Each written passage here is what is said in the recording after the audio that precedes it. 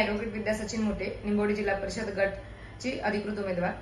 आज माझ्या जिल्हा परिषद गटामध्ये जे घडलं ते अत्यंत दुर्दैवी आणि लोकशाहीला काळिमा फासणारी घटना होती। गेले कित्येक दिवस झालं प्रचार माध्यमाच्या रूपामध्ये आम्ही लोकांसमोर पोहोचत आहोत। काही दिवसांपूर्वीच आमच्या एका कार्यकर्त्याला शिवीगाळी केली गेली।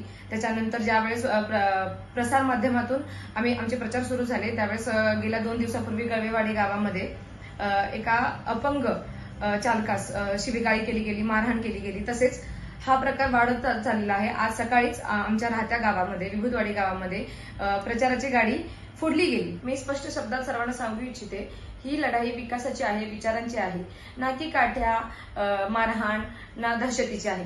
विरोधकांना जर आमच्या कामाची आमच्या वाढत्या पाठिंब्याची जनतेच्या वाढत्या पाठिंब्याची जर भीती वाटत असेल तर त्यांनी त्याचं उत्तर त्याच मार्फत दिलं पाहिजे, विकासाच्या मार्फत, विकासाचं कामं करून, ना की ते हिंसेच्या रूपात दिलं पाहिजे। आज कार्यकर्त्यांवर हात उचलला जातोय, सामान्य जनतेला धमकावलं जातंय, घाबरवलं जातंय।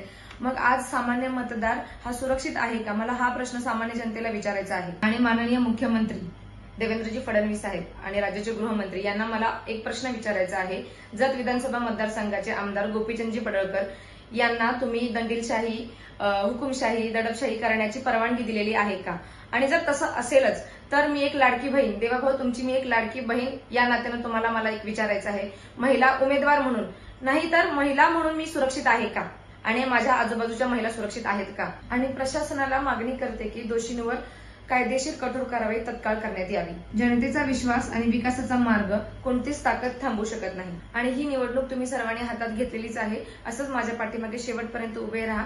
ही विकासाची लढाई आहे, या लढाईमध्ये मला तुमच्या सर्वांची साथ मोलाची हवी आहे। धन्यवाद।